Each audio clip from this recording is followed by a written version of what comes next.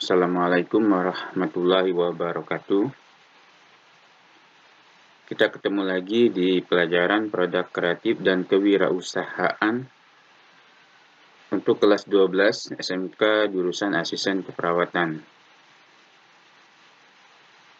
Materi kali ini masih di pemasaran produk, tapi merupakan materi lanjutan, yaitu strategi pemasaran dalam pelayanan kesehatan. Sebagaimana kita ketahui bahwa rumah sakit dan puskesmas merupakan subsistem pelayanan kesehatan yang pada dasarnya melaksanakan dua jenis pelayanan, yaitu pelayanan kesehatan dan pelayanan administrasi. Pelayanan kesehatan yang diberikan adalah pelayanan medis, pelayanan penunjang medis, rehabilitasi medis, dan pelayanan keperawatan. Pelayanan yang dilakukan di rumah sakit meliputi gawat darurat, rawat jalan, dan rawat inap. Sedangkan di puskesmas hanya pelayanan gawat darurat atau lebih diarahkan ke pertolongan pertama dan rawat jalan.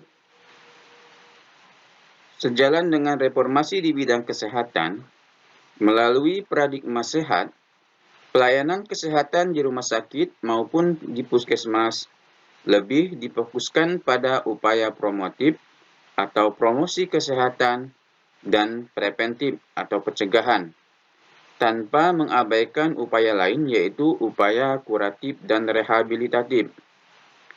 Selain itu, pelayanan kesehatan di rumah sakit dan puskesmas bukan hanya kepada individu atau hanya kepada pasien saja, tetapi juga kepada keluarga dan masyarakat.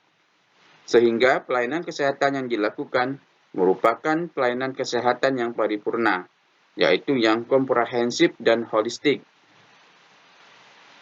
Kemajuan ekonomi menjadikan perilaku konsumen dalam bidang kesehatan, yaitu pasien, cenderung berubah-ubah. Hal ini terkait dengan peningkatan pendapatan individu, sehingga konsumen lebih berorientasi pada nilai suatu produk daripada harga. Bahkan, sebagian konsumen rela membelanjakan uangnya lebih dengan tujuan untuk mendapatkan pelayanan yang lebih baik, yang memberikan nilai kepuasan yang lebih.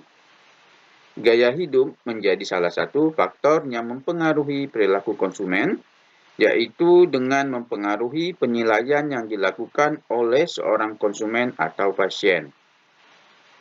Seorang ahli yaitu Suwarman pada tahun 2003, dia berpendapat segencar apapun persaingan yang ada di pasar, konsumen tetaplah sebagai penentu dalam membuat keputusan pembelian. Pilihan-pilihan produk yang ditawarkan secara tidak langsung akan mempengaruhi pengambilan keputusan membeli bagi konsumen. Pasar hanya menyediakan berbagai pilihan produk, namun pada akhirnya konsumen memiliki hak untuk memilih apa dan bagaimana produk yang akan dikonsumsinya.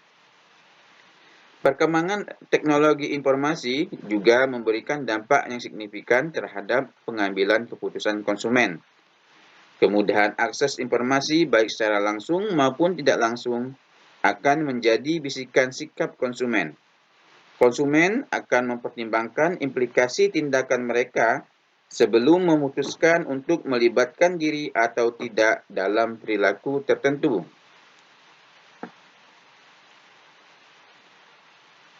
Ada beberapa definisi strategi pemasaran menurut para ahli. Definisi pertama menurut Kotler dan Armstrong. Jadi pemasaran adalah proses di mana perusahaan menciptakan nilai bagi pelanggan dan membangun hubungan yang kuat dengan pelanggan dengan tujuan memenuhi kebutuhan dan keinginan pelanggan.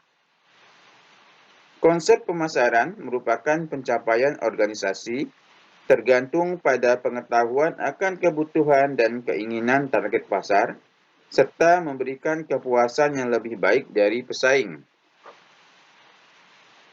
Sedangkan menurut Lancaster dan Reynolds, pemasaran adalah proses perencanaan dengan melaksanakan konsep, memberi harga, promosi, serta distribusi gagasan dan layanan untuk membuat penukaran yang memuaskan tujuan perorangan ataupun organisasi.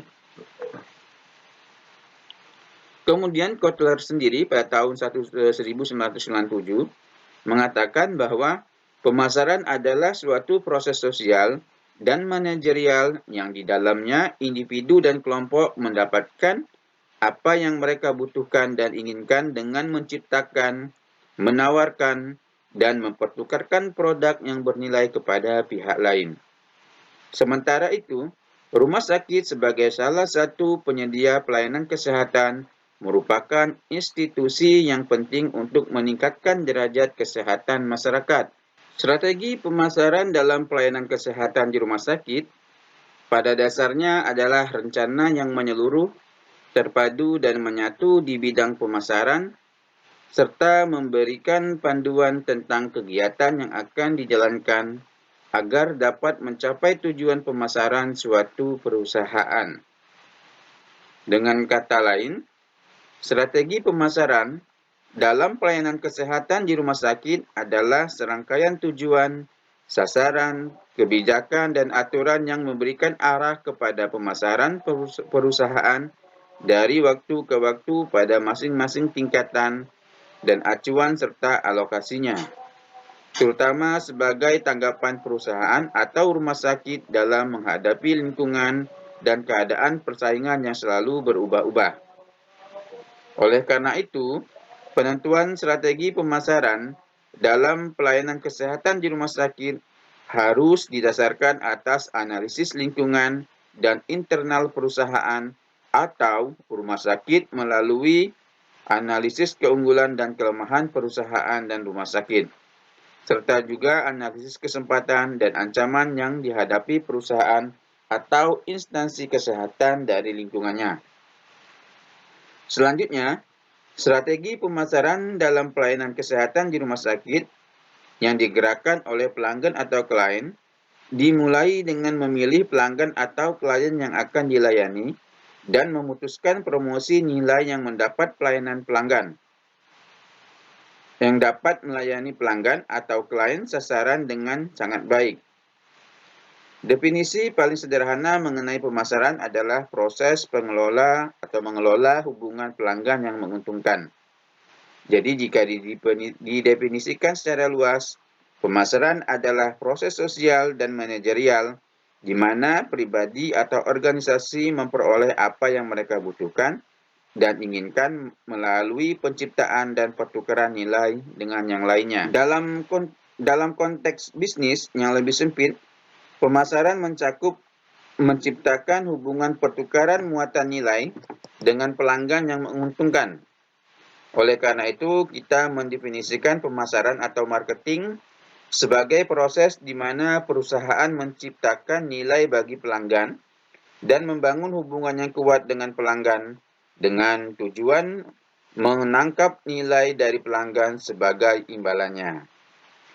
Di bidang kesehatan, konsep pemasaran telah diterapkan di berbagai negara untuk berbagai program. Dan di Indonesia sendiri telah menggunakan pendekatan ini dalam penanggulangan diare melalui rehidrasi oral, imunisasi, penanggulangan kekurangan vitamin A, keluarga berencana, serta yang lainnya. Pengertian pemasaran seringkali dikacaukan dengan penjualan. Padahal kedua konsep ini sangat berbeda. Penjualan itu bertolak dari produk yang telah dibuat, kemudian diupayakan untuk dijual pada konsumen. Sementara itu, pemasaran ini bertolak dari kebutuhan dan keinginan konsumen, Kemudian baru dibuat atau dikembangkan produk yang dapat memenuhi kebutuhan dan keinginan konsumen. Pemasaran didefinisikan sebagai suatu proses sosial dan manajerial di mana individu dan kelompok mendapatkan kebutuhan dan keinginan mereka dengan menciptakan, menawarkan, dan bertukar sesuatu yang bernilai satu sama yang lain. Definisi demikian ini berdasarkan konsep inti pemasaran, yaitu kebutuhan, keinginan, dan permintaan. Produk, nilai, biaya, dan kepuasan, pertukaran, transaksi dan hubungan, pasar serta pemasar, dan calon pembeli.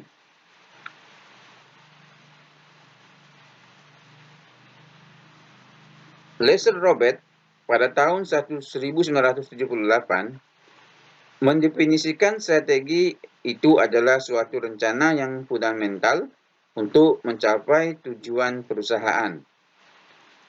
Sedangkan menurut Tull dan Kotler, pada tahun 1990 dalam Ciptono pada tahun 1997 mengatakan bahwa strategi pemasaran adalah alat fundamental yang diciptakan untuk mencapai tujuan perusahaan dengan mengembangkan keunggulan bersaing yang berkesinambungan melalui pasar yang dimasuki dan program pemasaran yang digunakan untuk melayani pasar sasaran tersebut.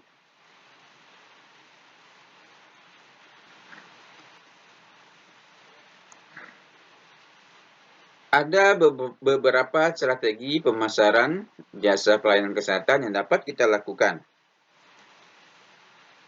Yang pertama, pemasaran intern. Dalam bisnis jasa pelayanan kesehatan, kualitas jasa ini tidak dapat dipisahkan dari mutu yang menyediakan jasa. Dengan demikian, kontak antara si penyedia jasa kesehatan dengan kliennya sangatlah diperlukan.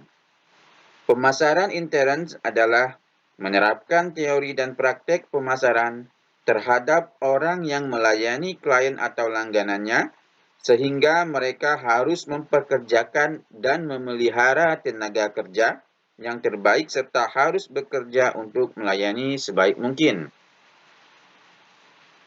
Yang kedua, memikat langganan.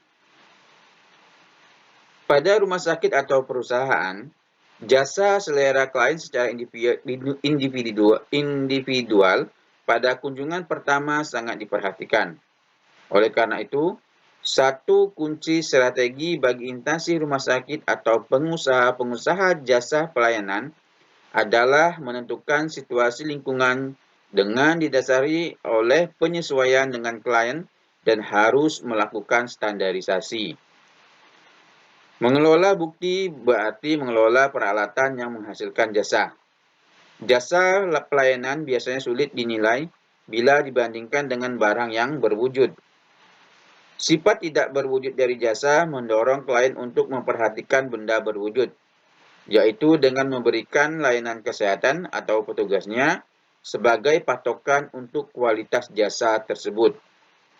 Oleh karena itu, instansi atau pengusaha jasa perlu mengupayakan sedemikian rupa sehingga petugas kesehatan ini dapat memberikan jasa pelayanan yang memuaskan bagi pasiennya. Kemudian membuat jasa berwujud. Istilah tak berwujud mempunyai dua arti, yaitu tidak dapat diraba dan tidak dapat diamati. Dengan demikian, keuntungan biasanya dapat diperoleh dengan membuat jasa yang menjadi lebih berwujud.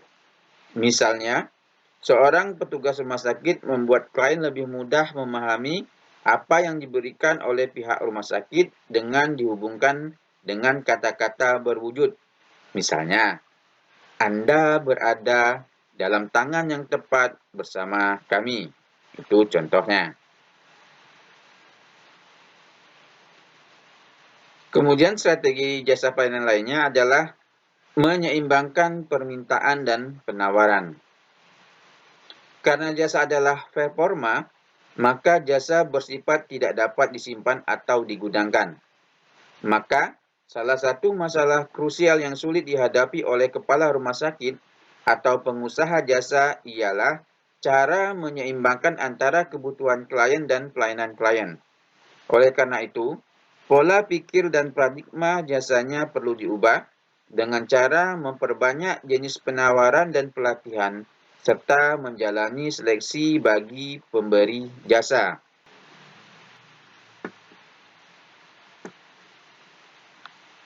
Selain strategi yang baik, kita juga harus mempelajari penyebab kegagalan dalam pelayanan kesehatan. Ya, ada beberapa hal yang dapat menimbulkan kegagalan dalam pemasaran jasa pelayanan kesehatan. Biasanya ini terjadi karena adanya kesenjangan antara harapan klien dengan persepsi manajemen. Kemudian terjadinya kesenjangan manajemen dan kualitas jasa pelayanan. Selanjutnya adalah kesenjangan kualitas jasa dan penyampaian jasa. Kemudian terjadinya kesenjangan penyampaian jasa dan komunikasi eksternal. Dan yang terakhir biasanya disebabkan karena adanya kesenjangan jasa yang dialami atau dipersiapkan dengan jasa yang diharapkan. Selanjutnya kita lihat strategi pemasaran dalam layanan kesehatan yang digerakkan oleh klien. Jadi, strategi pemasaran dalam pelayanan kesehatan yang digerakkan oleh pelanggan atau klien ini dimulai dengan memilih pelanggan atau klien yang akan kita layani atau dilayani, serta memutuskan proposisi nilai yang dapat melayani pelanggan sasaran dengan sangat baik.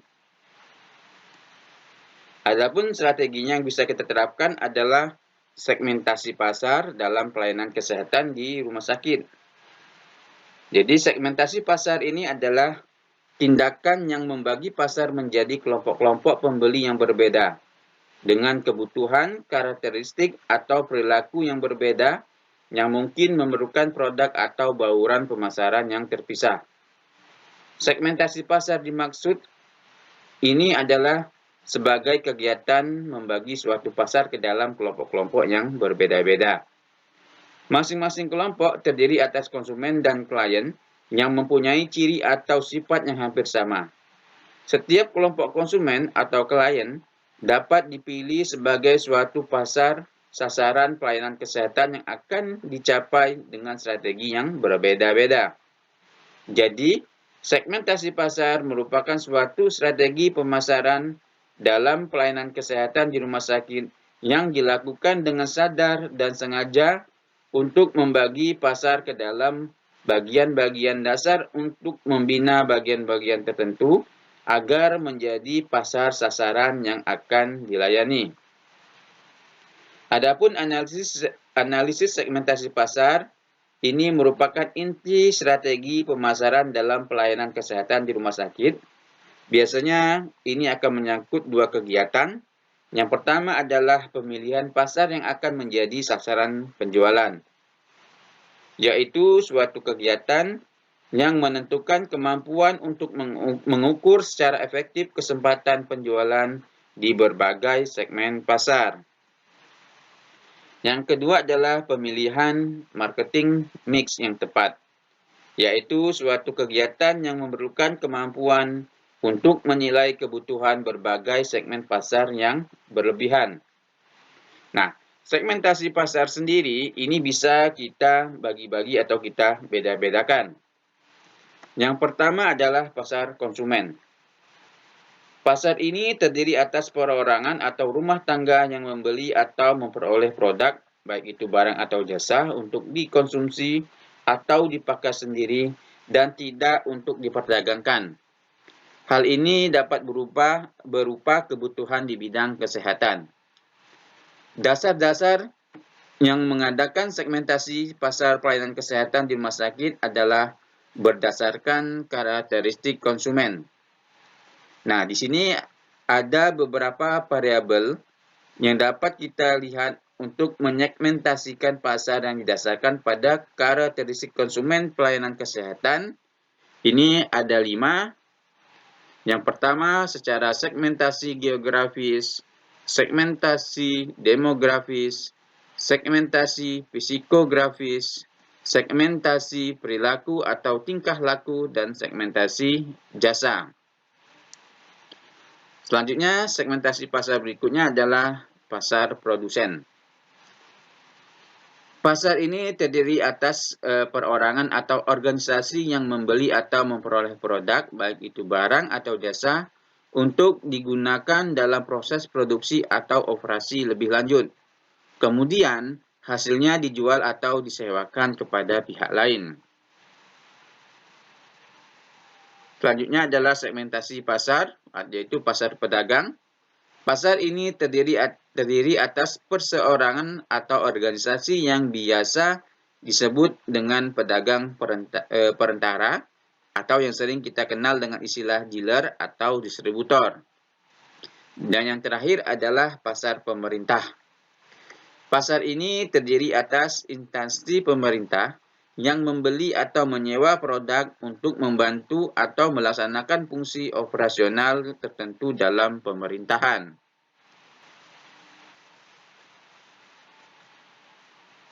Apa-apa saja yang kita perlukan untuk penetapan target pasar?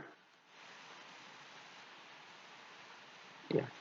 Jadi, targeting atau menetapkan target pasar adalah tahap selanjutnya dari analisis segmentasi.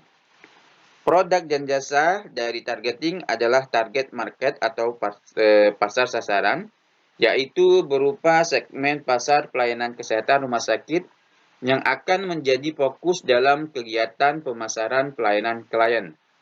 Dengan kata lain, targeting adalah proses penyeleksian produk, baik barang maupun jasa atau pelayanan medis terbaik, sehingga benar-benar berada di posisi yang terbaik guna mencapai keberhasilan perusahaan atau instansi rumah sakit. Ya.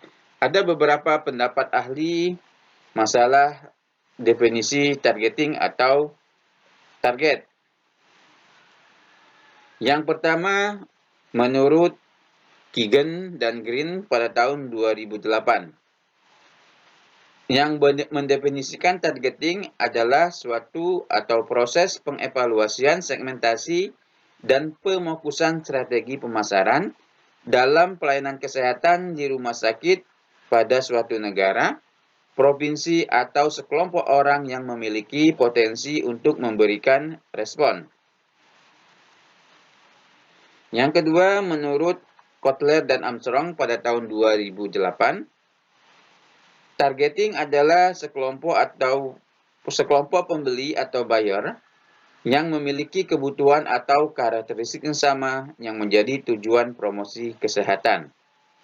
Jadi dari pengertian ini, atau pengertian dua ini, sangatlah jelas bahwa setelah mengidentifikasi peluang segmen pasar pelayanan, perusahaan atau instansi rumah sakit akan mengevaluasi beragam segmen pelayanan tersebut untuk memutuskan segmen yang menjadi target market.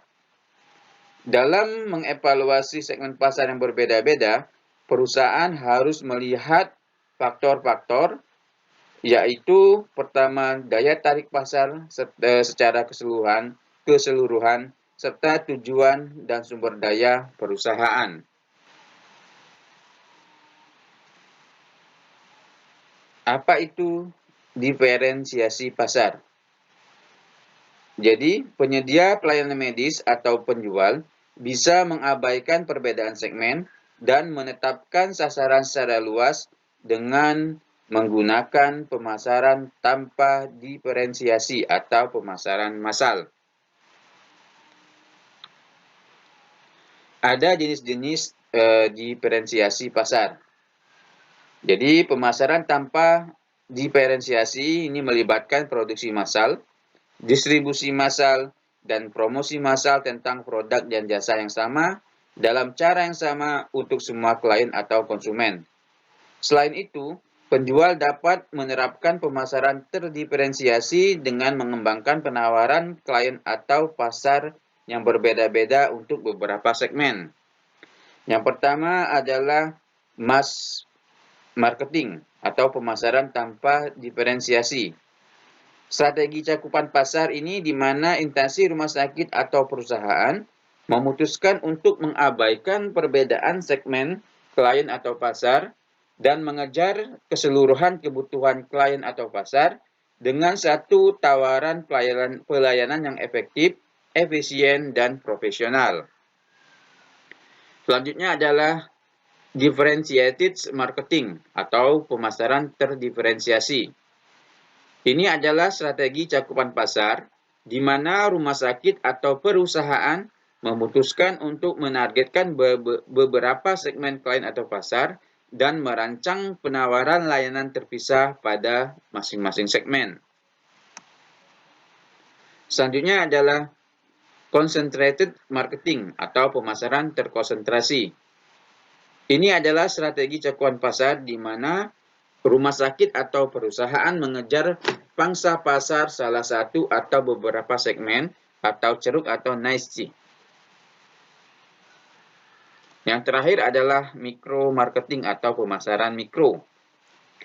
Jadi praktek penghantaran produk jasa dan program pemasaran pelayanan khusus terutama untuk kebutuhan dan keinginan individu tertentu atau kelompok klien atau pelanggan setempat, termasuk juga adalah pemasaran pemasaran layanan lokal dan individual. Jadi menurut Kotler, Kertajaya, Huan dan Liu pada tahun 2003 ini mengungkapkan bahwa diferensiasi merupakan tindakan merancang seperangkat perbedaan yang bermakna dalam tawaran perusahaan. Tawaran tersebut ini harus dipersepsikan oleh klien atau konsumen sebagai hal yang berbeda. Namun, harus benar-benar berbeda dalam hal konten, konteks, dan infrastruktur.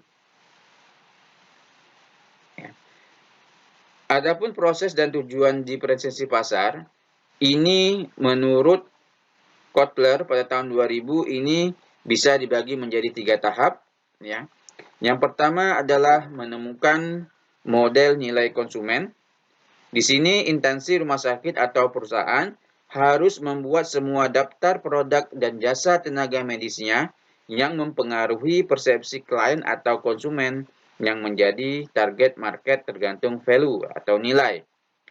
Yang kedua, membangun hierarki nilai klien atau pelanggan.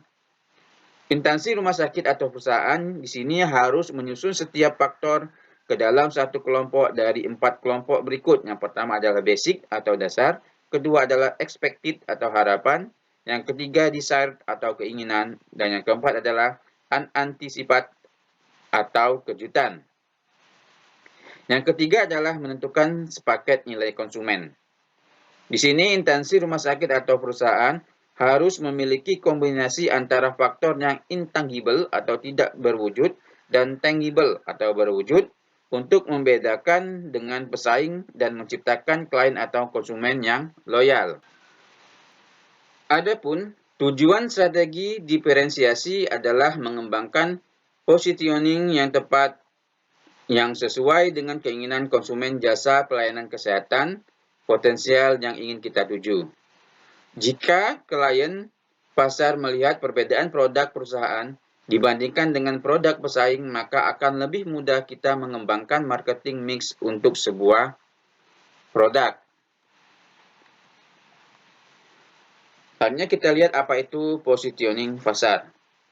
Jadi setelah memutuskan segmen yang akan kita masuki, maka suatu instansi rumah sakit atau perusahaan harus memutuskan strategi diferensiasi dan positioningnya. Ya. Nah, tugas-tugas positioning ini meliputi adalah yang pertama adalah mengidentifikasi kemungkinan diferensiasi yang menciptakan keunggulan yang kompetitif.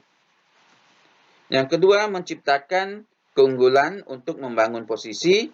Yang ketiga, memilih keunggulan kompetitif yang tepat. Dan yang keempat adalah memilih keseluruhan strategi positioning. Jadi penentuan Posisi pasar bagi produk atau jasa suatu perusahaan atau pelayanan kesehatan di rumah sakit ini sangat penting. Menentukan posisi pasar adalah menentukan posisi yang kompetitif untuk produk atau suatu pasar.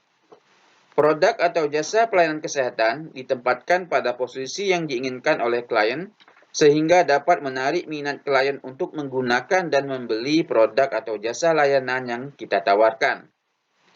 Kegiatan ini dilakukan setelah menentukan segmen yang akan kita masuki dengan cara menentukan posisi yang ingin ditempati dalam segmen tersebut. Posisi produk dan jasa layanan kesehatan adalah suatu produk atau jasa yang didefinisikan oleh klien atau konsumen atas dasar-dasar atribut sebagai berikut. Misalnya, nama suatu instansi rumah sakit sebagai penetapan image pada klien. Yang kedua, pelayanan yang profesional dan berkualitas sebagai pemberian hak dan kewajiban bagi klien. Dan yang terakhir adalah pelayanan yang efisien dan efektif, serta adanya pendukung dari fasilitas yang memadai akan menjadi kepuasan sekaligus kesan yang positif dalam pemasaran pelayanan kesehatan pada klien.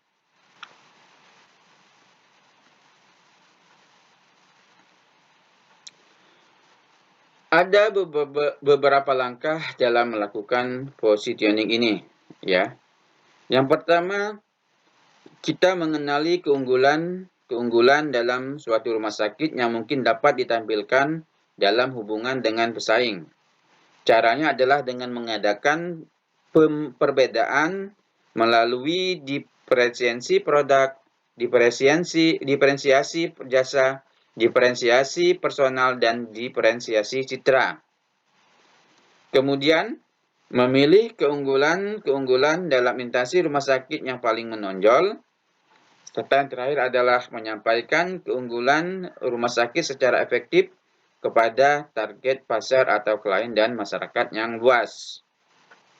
Nah, inilah merupakan materi tentang strategi pemasaran dalam pelayanan bidang kesehatan, terutama untuk rumah sakit dan puskesmas, serta bidang layanan jasa kesehatan yang lain, seperti klinik ataupun home care. Terima kasih atas perhatiannya. Assalamualaikum warahmatullahi wabarakatuh.